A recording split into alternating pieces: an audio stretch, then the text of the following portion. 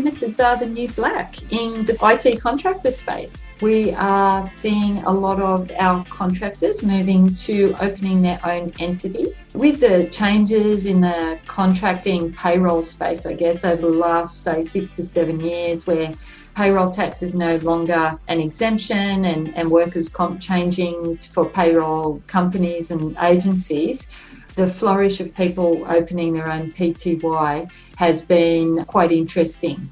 I think also for contractors with an opportunity to jump on the DTA panel as well and go direct to government as opposed to working through an agency and therefore maximising their pay in a different way has also promoted the idea of proprietary limiteds.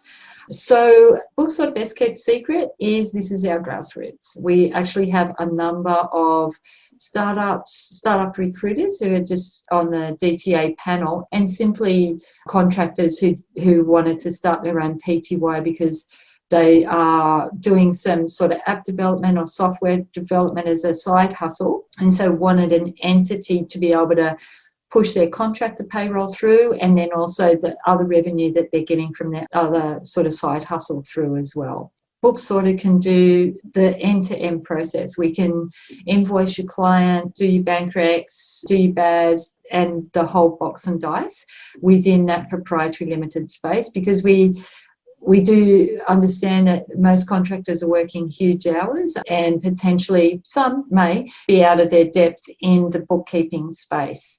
So we can also offer advice. So if you're thinking of starting up a PTY, it's an interesting proposition. And I think that with a PTY, there are tax advantages, but there are also costs. So setting up a PTY can typically cost you with your accountant, or I'm not sure how much Jen charges, but there's up to a $2,000 charge for that. There's also ASIC fees annually, which aren't that much, and they're a business expense. There's also company tax return, which again can be between $1,000 and $2,000 a year. So there are some costs associated with this, but this can also open up really big opportunities for maximising your pays when you structure a proprietary limited with other tax advantages that someone like Jen can help you out with.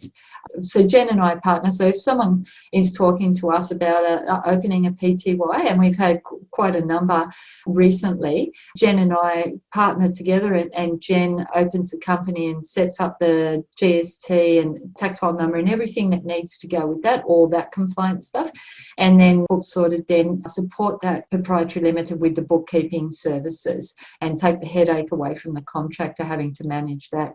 Jen, did you have anything else you'd like to add? Yeah, so I think the reason, and I'm not sure if you all read the same websites as I do, but the reason why people are a bit more interested these days in setting up their own proprietary limited companies is the company tax rate is now dropped down to 25%. So that gets announced in the media and you hear this and you go, right, well, instead of paying my top dollar, maybe I'll be able to cap my income at 25% tax as well. It sounds fantastic. Yes, that sounds great and it can be done, but it's actually not a setup that really works for everybody. There are requirements if you are operating as a company that you don't receive 80% or more of your income from one source. If you do that, then it's personal services income has to go into your tax return anyway, rendering the structure ineffective. And there are other little hoops to jump through as well. So when you're actually taking money out of the company, which you need to live, you pay a wage, you pay tax on that at your rate anyway. So it can be done. It's an effective way if you have a lower income earning spouse and you can meet the PSI rules to actually split some income and save a bit of tax.